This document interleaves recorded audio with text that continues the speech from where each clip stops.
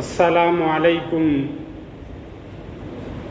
வரஹ்மத்துல்லாஹி வபரகாத்துஹு. அல்ஹம்துலில்லாஹ் வஸ்ஸலாத்து வஸ்ஸலாமு அலா ரசூலில்லாஹ் வ அலா ஆலிஹி வ அஸ்ஹாபிஹி இபாதில்லாஹ். அம்மா பஅத். فقد قال الله تعالى في كلامه القديم الفرقان المجيد: أعوذ بالله من الشيطان الرجيم، بسم الله الرحمن الرحيم. كأنهن بيض مكنون.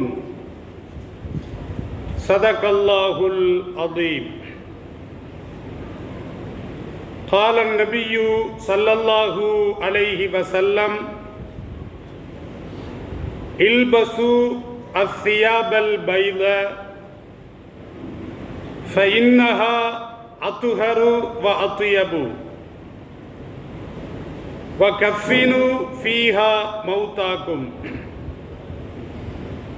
أو كما قال عليه الصلاة والسلام. சதக்கன் நபியு ஸல்லல்லாஹு அலைஹி வஸல்லம். அளவற்ற அருளாளன், நிகரற்ற நிறைந்த அன்பாளன், எல்லாம் அல்ல அல்லாஹுவின் திருப்பெயரை போற்றி அகில உலகத்திற்கு அற்கொடையாக அருளப்பட்ட அண்ணல் நபிகள் நாயகம் ஸல்லல்லாஹு அலைஹி வஸல்லம் அவர்களை போற்றி எனதுரையை ஆரம்பம் செய்கின்றேன். அன்பிற்கினிய அல்லாஹுவின் நல்லடியார்களே, நபி ஸல்லல்லாஹு அலைஹி வஸல்லம் அவர்கள் ஒரு ஹதீஸிலே தெரிவிக்கின்ற பொழுது ஸல்லல்லாஹு அலைஹி வஸல்லம் அவர்கள் இப்படி சொல்லுவார்கள்: இல்பசு அஸ்ஸியாபல் பைத, நீங்கள் வெண்ணிற ஆடையை அணிந்து கொள்ளுங்கள். ஃபஇன்னஹா அத்ஹரு, வெண்ணிற ஆடை என்பது அது மிகவும் தூய்மையானது. வஅத்யபு, அது மிகவும் அலங்காரமானது, அழகானது. வகஃபினு ஃபீஹா மௌதாக்கும், உங்களுடைய ஜனாசாக்களுக்கு, உங்களிலே மரணமானவர்களுக்கு அந்த வெண்ணிற ஆடையை கொண்டு நீங்கள் கஃனிடுங்கள் என்று நபிகள் பெருமான் ஸல்லல்லாஹு அலைஹி வஸல்லம் அவர்கள் தெரிவிப்பார்கள். இந்த செய்தி அஹ்மது, திர்மிதி, நஸஈ, இப்னு மாஜா ஆகிய 4 நபிமொழி தொகுப்புகளிலே இந்த ஹதீஸ் பதிவு செய்யப்பட்டிருக்கிறது. இன்னொரு ஹதீஸ் சமுரா ரலியல்லாஹு அன்ஹு அவர்கள் அறிவிக்கக்கூடிய இந்த செய்தி, சஹீஹான இந்த செய்தி நஸஈ என்ற நபிமொழி தொகுப்பிலே பதிவு செய்யப்பட்டிருக்கிறது. ஸல்லல்லாஹு அலைஹி வஸல்லம் அவர்கள் சொல்லுவார்கள்: அலைக்கும் பில் பயாதி மினஸ் சியாபி, நீங்கள் ஆடைகளிலிருந்து வெண்ணிற ஆடைகளை நீங்கள் தேர்ந்தெடுத்துக் கொள்ளுங்கள். உங்கள் மீது வெண்ணிற ஆடை அவசியமாக இருக்கிறது என்று ஸல்லல்லாஹு அலைஹி வஸல்லம் அவர்கள் சொல்லிவிட்டு மேலும் ஸல்லல்லாஹு அலைஹி வஸல்லம் அவர்கள் சொல்லுவார்கள்: ஃபல் யல்பஸ்ஹா அஹ்யாஉக்கும், அந்த வெண்ணிற ஆடையை உங்களில் உயிரோடு இருக்கக்கூடியவர்கள் அணியட்டும். வகஃபினு ஃபீஹா மௌதாக்கும், உங்களில் மரணமானவர்களுக்கும் நீங்கள் கஃனாக அணிவீங்கள். ஸல்லல்லாஹு அலைஹி வஸல்லம் அவர்கள் சொல்லிவிட்டு கடைசியில ஸல்லல்லாஹு அலைஹி வஸல்லம் அவர்கள் சொல்லுவார்கள், ஃபஇன்னஹா மின் கைரி தியாபிக்கும், உங்களுடைய ஆடைகளிலே சிறந்தது வெண்ணிற ஆடை என்று இந்த ஹதீஸில் ஸல்லல்லாஹு அலைஹி வஸல்லம் அவர்கள் சொல்லுவார்கள். இன்னொரு ஹதீஸ் இப்னு அப்பாஸ் ரலியல்லாஹு அன்ஹுமா அவர்கள் அறிவிக்கக்கூடிய செய்தி இப்னு மாஜாவிலே பதிவு செய்யப்பட்டிருக்கிறது. ஸல்லல்லாஹு அலைஹி வஸல்லம் அவர்கள் சொல்லுவாங்க, ஹைரு சியாபிக்கும் அல் பயால், உங்களுடைய ஆடைகளிலேயே சிறந்தது வெண்ணிற ஆடை. ஸல்லல்லாஹு அலைஹி வஸல்லம் அவர்கள் சொல்லுவாங்க. அப்ப சிறந்த ஆடை என்று சொல்லதுனால மற்ற ஆடைகள் எல்லாம் கேவலமான ஆடை என்று வர முடியாது, வரக்கூடாது. வெள்ளை இஸ்லாத்தில் சிறப்பு இருக்கிறது. உதாரணத்திற்கு சொல்ல வேண்டும் என்று சொன்னால், வாரங்களில் சிறந்தது வெள்ளிக்கிழமை, வாரத்தில் சிறந்த நாள் இது வெள்ளிக்கிழமை என்று ஸல்லல்லாஹு அலைஹி வஸல்லம் அவர்கள் சொல்றாங்க. அப்ப வெள்ளிக்கிழமை சிறந்தது என்பதற்காக மற்ற 6 நாட்களும் பீடை பிடித்த நாட்களா? கிடையவே கிடையாது. மற்ற 6 நாட்களை விட வெள்ளிக்கிழமை சிறந்த நாள். வெள்ளிக்கிழமை மற்ற நாட்களுக்கு தலைவராக இருக்கிறார் என்று ஸல்லல்லாஹு அலைஹி வஸல்லம் அவர்கள் சொல்றாங்க. அப்ப வெள்ள ஆடை சிறந்த ஆடை என்று வருகின்ற பொழுது மற்ற நிறத்தில் இருக்கக்கூடிய ஆடைகள் கேவலமானது, அற்பமானது, அணியக்கூடாது என்ற கருத்துக்கு நாம வரக்கூடாது. ஏனென்று சொன்னால், எல்லாம் வல்ல அல்லாஹ் தன்னுடைய அத்தாட்சிகளை, ஒவ்வொரு அத்தாட்சிகளை பற்றி அவன் குறிப்பிட்டு வருகிறான். சூரத்து ரூம் என்ற அந்த சூரா இருக்கிறது.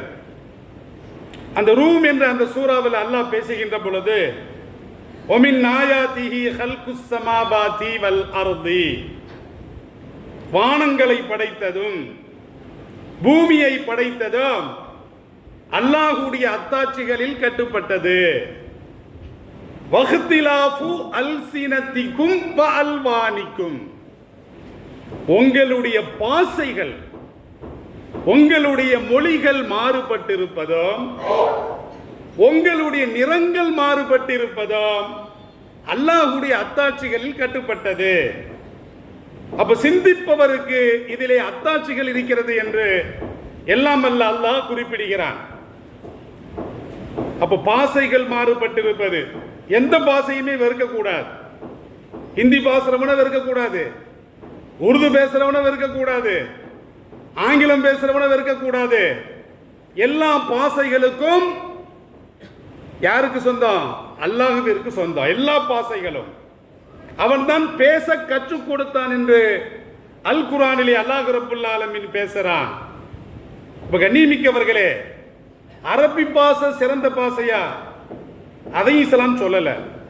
உலகத்திலேயே எல்லா மொழிகளை விட அரபி மொழிதான் சிறந்த மொழி என்று எந்த இடத்திலும் ஸல்லல்லாஹு அலைஹி வஸல்லம் அவர்கள் சொல்லல. என்ன சொன்னாங்க அப்படின்னா, குர்ஆன் என்பது எனது பாசையில் இறங்கி இருக்கிறது. நான் அரபி பாசையில் நான் அந்த மக்களுக்கு நான் வந்திருக்கிறேன், நான் உலக மக்களுக்கு தூதனாக வந்திருக்கிறேன். எனவே அரபி மொழியில குர்ஆன் இறங்கி இருக்கிறது. சொர்க்கத்தில் பேசப்படக்கூடிய மொழியும் அரபி மொழியா இருக்கிறது. அதைத்தான் சொன்னாங்களே தவிர தனது பாசையை, தனது மொழியை எந்த இடத்திலும் உலகத்தில் மற்ற பாசைகளை விட, மொழிகளை விட எனது தாய்மொழிதான் சிறந்த மொழி என்று எந்த இடத்திலும் ஸல்லல்லாஹு அலைஹி வஸல்லம் அவர்கள் குறிப்பிடவில்லை, அல் குர்ஆனும் குறிப்பிடவில்லை. கண்ணியமிக்கவர்களே, இதிலிருந்து இஸ்லாம் மொழி வெறியை ஒழிக்கிறது. மொழி வெறிக்கு எதிரான கொள்கையை, நிலைப்பாட்டை இஸ்லாம் எடுத்திருக்கிறது. எல்லா மொழிகளையும் அல்லாஹ் தான் பேச கற்றுக் கொடுத்தான். எல்லா மொழிகளும் அல்லாஹ்வுடைய அத்தாட்சிகளில் கட்டுப்பட்டது. அல்லாஹ்வுடைய அத்தாட்சிகள் அவமதிக்கலாமா? இது சிறந்தது, இது உயர்ந்தது, தாழ்ந்தது, அது கூடவே கூடாது. அதற்கு அடுத்து அல்லாஹ் சொல்லுகின்ற பொழுது, நிறங்கள் மாறுபட்டிருப்பதும் அல்லாஹ்வுடைய அத்தாட்சிகளில் கட்டுப்பட்டது. ஒரு ஆள் கருப்பா இருக்காரு, அப்ப கண்ணங்கரைன்னு இருக்கிறார் அப்படின்னு நிறத்தை வச்சு வெறுக்கலாமா? நிறவரி இஸ்லாத்தில் கூடவே கூடாது. ஸல்லல்லாஹு அலைஹி வஸல்லம் அவர்கள் சொல்றாங்க. அப்ப கண்ணியமிக்கவர்களே, அப்ப கருப்பு நிறத்தவரை விட சிவப்பு நிறத்தவர் உங்களில் சிறந்தவர் என்று சொல்லக்கூடாது. ஸல்லல்லாஹு அலைஹி வஸல்லம் அவர்கள் ஹஜ்ஜத்துல் வதா அன்று தமது இறுதி ஹஜ்ஜி பேருரையில ஸல்லல்லாஹு அலைஹி வஸல்லம் அவர்கள் நிறவெறிக்கு எதிராக முழக்கமிட்டார்கள். அப்ப நிறங்கள், எல்லா நிறங்களும், அது எந்த நிறமாக இருந்தாலும் சரி, எல்லா நிறங்களும் அல்லாஹ்விற்கு சொந்தமானது. எல்லா நிறங்களும் அல்லாஹ்வுடைய அத்தாட்சிகளில் கட்டுப்பட்டது. அப்படிதான் நம்ம எடுத்துக்கிடணும். இப்ப இஸ்லாத்துல வெள்ளைக்கு சிறப்பு இருக்கிற காரணத்தினால கருப்பு நிறத்தவரை நாம் இருக்கலாமா? அது கூடாது. வெள்ளைக்கு என்று தனி மதிப்பு இருக்கிறது. கண்ணியமிக்கவர்களே, இப்போ ஸல்லல்லாஹு அலைஹி வஸல்லம் அவர்களை பார்க்கும் பொழுது வெண்ணிறமாக இருந்தார்கள்.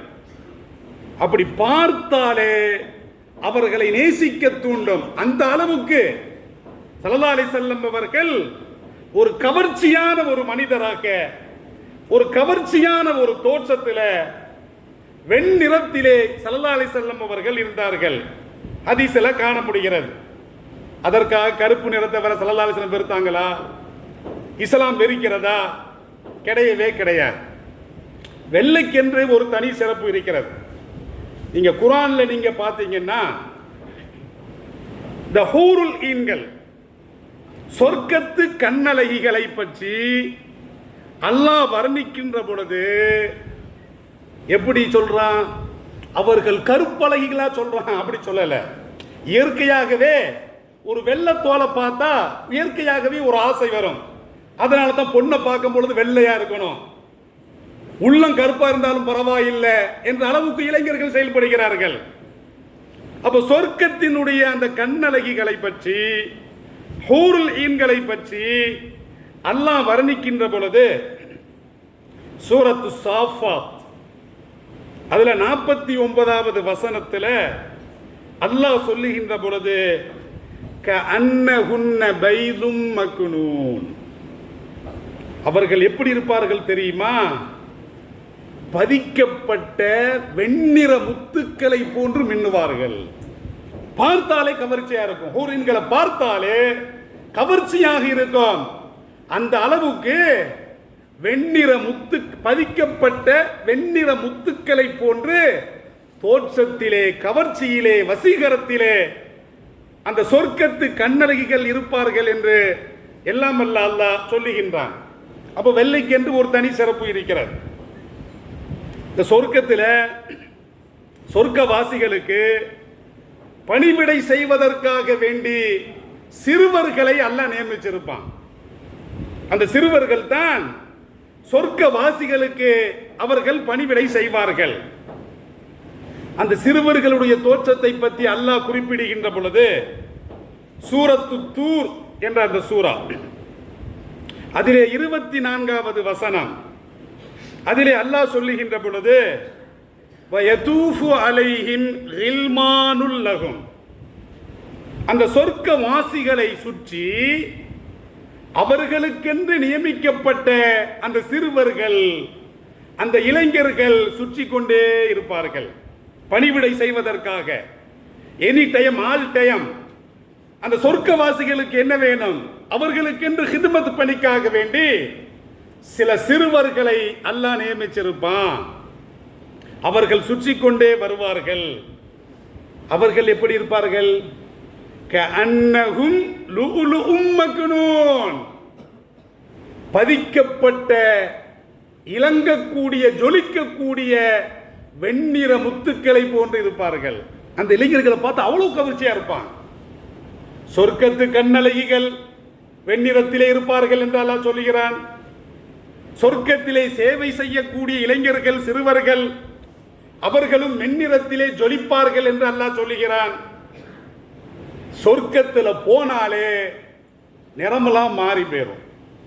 உலகத்தை பொறுத்தளவுல மண்ணினால் மனிதன் படைக்கப்பட்டிருக்கிறான்.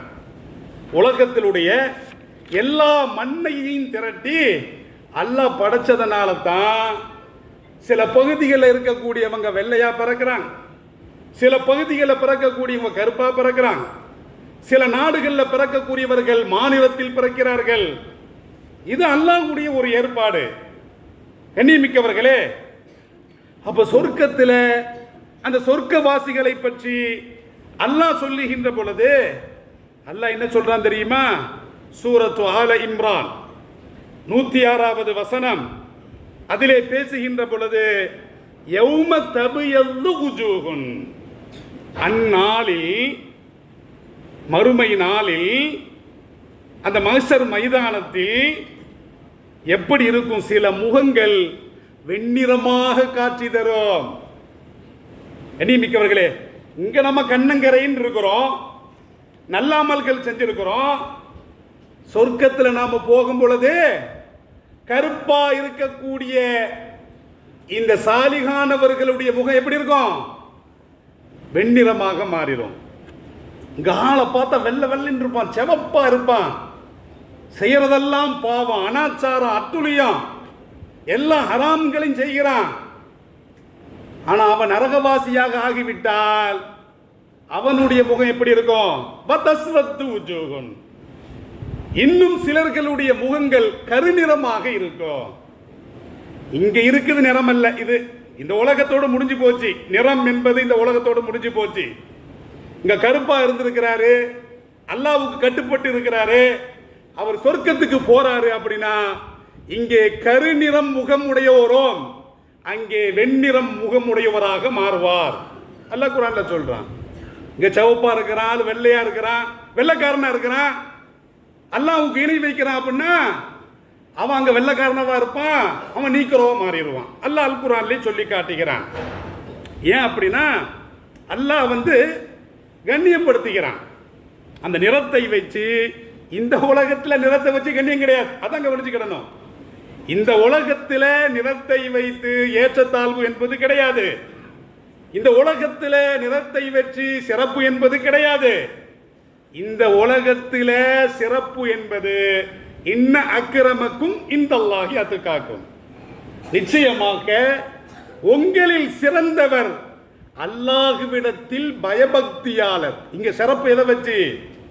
குலப்பெருமையை வச்சியா, நிறப்பெருமையை வச்சியா, மொழிப்பெருமையை வச்சியா, பணத்தை வச்சியா, பதவியை வச்சியா, செல்வாக்க வச்சியா? கண்ணியமிக்கவர்களே, அப்போ மறுமையில நாம பார்க்கிறோம், மறுமையில அல்லாஹ் நிறத்தை கொடுத்து கண்ணியப்படுத்துவான். ஆனால் இந்த உலகத்தில் நிறத்திற்கென்று அல்லாஹ்விடத்தில் எந்த சிறப்பும் கிடையாது. நாம பெருமை பாராட்டிக்கலாம், நான் வெள்ளையா இருக்கிறேன், நீ கருப்பா இருக்க அப்படின்னு நாம பெருமை பாராட்டி விடலாம். ஆனால் அல்லாஹ்விடத்தில் அந்த பெருமை பலிக்காது. அப்ப கண்ணியமிக்கவர்களே, அப்ப நரகத்தில் நுழையக்கூடியவர்கள் அவர்களுடைய முகங்களை அல்லாஹ் கருநிறமாக மாற்றி விடுவான். وَأَمَّا بِيَضَّتْ وُجُوهُهُمْ فَفِي رَحْمَةِ اللَّهِ هُمْ فِيهَا خَالِدُونَ. யாருடைய முகங்கள் வெண்ணிறமாக இருக்கிறதோ அவர்கள் அல்லாஹ்வுடைய ரஹ்மத்திலே மூழ்கி விடுவார்கள், அவர்கள் சொர்க்கத்திலே என்றென்றும் தங்கி விடுவார்கள் என்று எல்லாம் அல்ல அல்லாஹ் அல் குர்ஆனிலே சொல்லி காட்டுகிறான். அப்ப கண்ணியமிக்கவர்களே, அப்போ நிறத்தை வச்சு இங்க பெருமை பாராட்ட முடியாது. ஆனாலும் கூட ஒரு வெண்ணிற ஆடையை இஸ்லாம் சிறந்த ஆடையாக தேர்வு செய்கிறது. எனவே தான் ஸல்லல்லாஹு அலைஹி வஸல்லம் அவர்கள் சொல்லுகின்ற பொழுது, உங்களில் உயிரோடு இருப்பவரும் வெண்ணிறை ஆடை அணிந்து கொள்ளுங்கள், உங்களில் இறந்தவருக்கும் கஃன் துணியாக வெண்ணிறை ஆடை அணிந்து கொள்ளுங்கள். இது ஒரு விஷயம். இரண்டாவது, நம்ம ஹஜ்ஜுக்கு போறோம், உம்ராவுக்கு போறோம், பெண்களுக்கு இஹ்ராமுடைய ஆடை என்பது கிடையாது. அவர்கள் சாதாரணமாக எந்த ஆடையை இந்த ஊர்ல உடுத்துறாங்களோ அதே ஆடையைத்தான் அவர்கள் ஹஜ்ஜுடைய சமயத்திலும் பயன்படுத்த வேண்டும். கண்ணியமிக்கவர்களே, இங்க முகத்தை ஃபுல்லா மூடுதாங்க, ஹஜ்ஜில் மூடக்கூடாது, இஸ்லாம் சொல்லுகிறது. அதில் ஆண்களை பொறுத்த அளவுல அவர்கள் ஹஜ்ஜுக்காக உம்ராவுக்காக போறாங்கன்னா அவர்கள் இஹ்ராமுடைய ஆடை எதை தேர்வு செய்வார்கள்? கருப்பு ஆடையவா, பச்சை ஆடையவா? கிடையாது. ஏன் வெள்ளை ஆடையை, இரண்டு ஆடையை, மேலங்கி கீழங்கி தைக்கப்படாத இரண்டு ஆடைகள் அவர்கள் உடுத்துகிறார்கள் என்று சொன்னால் அதுதான் சிறந்தது. சிறப்பு என்ற காரணத்தினால் அதை அவர்கள் அந்த ஆடையை தேர்வு செய்கிறார்கள். வெள்ளை இஹ்ராம தேர்வு செய்கிறாங்க. மூன்றாவது, சொர்க்கவாசிகளுடைய ஆடை என்ன ஆடை? வெண்ணிற ஆடை தான். சொர்க்கவாசிகள் பயன்படுத்தக்கூடிய ஆடையும் வெண்ணிற ஆடை தான். இந்த அளவுக்கு இஸ்லாம் இதற்கு சிறப்பை கொடுத்திருக்கிறது. இப்போ இறந்து போறாங்க. இப்போ இறந்து போனவங்களுக்கு இப்போ ஆடையை பார்க்கின்ற பொழுது ஆண்களாக இருந்தாலும் சரி பெண்களாக இருந்தாலும் சரி ஒரே ஆடை தான், வெள்ளை ஆடை தான், கஃன் துணி. உயிரோடு இருக்கிறாங்க அப்படின்னா அப்போ பெண்கள் வெள்ளை ஆடையை உடுத்தலாமா? இப்போ ஆண்கள் வெள்ளையும் சொல்லையுமா போறாங்க. இப்படி வெளியே போகும்போது டிப்டாப்பா போக்கும் பொழுது அப்போ எல்லோருடைய பார்வையும் ஒரு அரசியல்வாதி இந்த கதர் ஆடை உடுத்திட்டு வரும் பொழுது எல்லாம் மேலே கீழே பார்க்குறோமா இல்லையா? இப்போ பெண்களும் அதே போன்று உயிரோடு இருக்கின்ற பொழுது, உயிரோடு நடமாடுகின்ற பொழுது பெண்களும் வெள்ளை ஆடை உடுத்திட்டு போகலாமா கூடாதா? இஸ்லாத்தை பொறுத்தளவுல கண்ணியமிக்கவர்களே, இதுல என்ன இஸ்லாம் சொல்லுகிறது அப்படின்னா, வெள்ளை ஆடையை உடுத்திட்டு மேல ஹிஜாப் போட்டு போனா பரவாயில்லை. பெண்களுடைய ஹிஜாப் என்பது கருநிறத்தில் தான் இருக்க வேண்டும். இஸ்லாம் தேர்வு செய்கிறது. பெண்களுடைய ஹிஜாப் எப்படி இருக்கணும்? கருப்பு நிறத்தில் இருக்க வேண்டும். ஆனால் இன்று கருப்பு நிறத்தில் அல்ல, கவர்ச்சி நிறத்தில் இருக்கிறது. கருப்பு அல்லாத எத்தனையோ ஹிஜாபுகள் இருக்கிறது. பெண்கள் தாங்கள் அணியக்கூடிய ஹிஜாபுல சிறந்த ஹிஜாப் என்பது கருப்பு நிறத்தில் இருக்க வேண்டும். கண்ணியமிக்கவர்களே, அவ பெண்களை பொறுத்த அளவுல அவங்க வெள்ளாடையை உடுத்திட்டு வெளியே போகும் பொழுது அவங்க புர்கா போட்டு மறைச்சிட்டு போனா தப்பு கிடையாது. ஃபுல்லா வெள்ளையை உடுத்திட்டு போயாச்சு அப்படின்னா ரோட்ல ஃபுல்லா பார்வைகள் யார் மீது விழும்? பெண்களின் மீது விழும். அப்போ உயிரோடு இருக்கக்கூடிய அந்த நபர்களுடைய விஷயத்துல வெள்ளாடை என்பது ஆண்களுக்கு 100% பொருந்தும். உயிரோடு இருக்கக்கூடிய அந்த பெண்களுடைய விஷயத்துல நாம் பார்க்கின்ற பொழுது அவர்கள் வெள்ளாடையை உடுத்துவது அந்நிய பார்வைகள் தங்களின் மீது விழும் என்ற காரணத்தினால் பெண்களை பொறுத்த அளவில் தாங்கள் ஜீவிய காலத்தில் வெளியிலே செல்லுகின்ற பொழுது எல்லா பெண்களும் புர்கா போடுவாங்கன்னு சொல்ல முடியாது. அது சில பெண்கள் புர்கா போடாமல் இருப்பாங்க. அப்ப முழு நிறத்திலே அவர்கள் வெண்ணிற ஆடையை பயன்படுத்தினால் அப்ப காம பார்வைகள் அவர்கள் மீது விழும் என்ற காரணத்தினால் பெண்களை பொறுத்த அளவில் உயிரோடு இருந்தால் வெள்ளாடையை தவிர்ப்பது நல்லது. வீட்டில் இருக்கிறீங்க, வெளியே போகல, வீட்டில் தொழுறீங்க, கணவன்மார்களுக்கு பணிவிடை செய்யறீங்கன்னா நீங்க வெள்ளை ஆடை இருக்கலாம், கருப்பு ஆடையில் இருக்கலாம், எந்த ஆடைனாலும் இருக்கலாம், அது தப்பு கிடையாது. ஆனா இறந்து போனா ஆணாக இருந்தாலும் சரி பெண்ணாக இருந்தாலும் சரி இறந்து போனா எதை வச்சு தஃபன் செய்யணும்? ஸல்லல்லாஹு அலைஹி வஸல்லம் என்ன சொல்றாங்க? வகஃபினு ஃபீஹா மௌதாக்கும், உங்களில் இறந்தோரை, அது ஆணாக இருந்தாலும் சரி பெண்ணாக இருந்தாலும் சரி, இறந்தோரை வெண்ணிற ஆடையை கொண்டு கஃன் செய்யுங்கள். இஸ்லாம் உறுதியாக சொல்லுகிறது. இது நம்ம கேட்கலாம், வாஜிபா ஃபர்லா? வெள்ளை ஆடையில தான் கஃன் செய்யணும் ஃபர்லா, மற்ற ஆடையில கஃன் செய்யக்கூடாதா? ஃபர்லு கிடையாது. ஸல்லல்லாஹு அலைஹி வஸல்லம் உடைய சுன்னத்து, வலியுறுத்தப்பட்ட சுன்னத்து. கண்ணியமிக்கவர்களே, எதுக்கு அப்படின்னா, நான் 2 நாளைக்கு முன்னால ஒரு ஜனாசாவில் கலந்துக்கிட்டேன். ஒரு பெண் ஜனாசா. அந்த பெண் ஜனாசாவுக்கு அவர்கள் கஃன் செய்த ஆடையை பார்க்கின்ற பொழுது ரோஸ் நிறத்தில் இருக்குது. அப்ப ரோஸ் கலர்ல அந்த பெண்ணை அவர்கள் கஃன் செய்யறாங்க. அதுக்கப்புறம் தஃபன் செய்யப்பட்டது. அப்ப நான் என் மனைவி இடத்துல விசாரிக்கிறேன், இறந்து போனா கஃன் துணியை வெள்ளை துணி தானே பயன்படுத்துவாங்க. இப்ப நம்ம பகுதியில் சில பெண்கள் அவர்களுக்கு கஃன் துணியாக வெள்ளை துணியை பயன்படுத்தாமல் ரோஸ் நிறத்தில் இருக்குதே, என்ன காரணம் அப்படின்னு விசாரிக்கும் பொழுது இது பொம்பளை சமாச்சாரம் சொல்லுச்சு. என்ன பொம்பளை சமாச்சாரம்? சில பெண்கள் என்ன நினைச்சிருக்காங்க தெரியுமா? அதை என்கிட்ட சொல்லுச்சு வீட்டம்மா. சில பெண்கள் கணவன் உயிரோடு இருக்கிறாரு, கணவனுக்கு முன்னால மனைவி வஃபாத் ஆகுறாங்க அப்படின்னா அந்த மனைவிக்கு கஃனாக வெள்ளாடை உடுத்த மாட்டாங்களாம். என்ன கூத்து பாரு. கணவன் உயிரோடு இருக்கிறாரு, உயிரோடு இருந்தால் அவருடைய மனைவி இறந்து விட்டால், எல்லா பெண்களையும் சொல்லல, சில பெண்கள், அப்ப அந்த பெண்ணுக்கு வெள்ளாடை உடுத்தக்கூடாது. ஏன் கணவன் உயிரோடு இருக்கிறாரு, வெள்ளாடை உடுத்தா கணவன் மண்டையை போட்டுருவார். சில மூட நம்பிக்கை இருக்கிறது. இப்போ கணவன் அந்த அம்மாவுக்கு முன்னால வஃபாத் ஆகிட்டார், இந்த அம்மா விதவியா இருக்குது. விதவைகளுக்கு வெள்ளையை உடுத்தி அழகு பார்க்க இஸ்லாத்தில் கூடவே கூடாது. இது குஃபாருடைய கலாச்சாரம். விதவைகள் ஆயிட்டான் என்ன செய்வாங்க? வளையல், அதாவது இத்தா காலத்தில் அலங்கரிக்க கூடாது, அவ்வளவுதான். அவர்கள் இத்தாவில் இருக்கின்ற பொழுது அவர்கள் எந்த அலங்காரமும் செய்யக்கூடாது. கம்மல் அணிவது, கொலுசு அணிவது, அல்லது வளையல் அணிவது, அல்லது காதணிகள் அணிவது, அது இஸ்லாத்தில் கூடவே கூடாது. இத்தா காலம் முடிஞ்ச பிறகு எல்லாம் அனுபவிச்சுக்கலாம். என்ன செய்யறாங்கன்னா, காஃபிர்களுடைய கலாச்சாரம், அவர்களிலே ஒரு பெண் விதவையாகிவிட்டால் வெள்ளாடையை, வெள்ள சேலையை உடுத்துவார்கள். எல்லாத்தையும் உடைக்கிறது. அப்ப கையில் அணிந்திருக்கக்கூடிய வளையலை உடைச்சிருவாங்க, காதில் அணிந்திருக்கக்கூடிய காதணிகளை பறித்து விடுவார்கள், கழுத்து மாலைகளை பறித்து விடுவார்கள். விதவை கோலத்துக்குன்னு ஒரு கோலத்தை வச்சிருக்கிறான், வெள்ளாடைய உடுத்தணும். இந்த வெள்ளையா உடுத்த அந்த விதவை பெண்கள் இருக்காங்களா இல்லையா? இப்போ இவங்க வஃபாத்தானாதான் கஃன் என்ன பயன்படுத்தணும்? வெள்ளாடையை பயன்படுத்த வேண்டும். சில இஸ்லாமிய பெண்கள் இன்னும் இந்த மூட நம்பிக்கையில் நமது பகுதியில் இருக்கிறார்கள், நாம் கண்கூடாக பார்த்தோம்.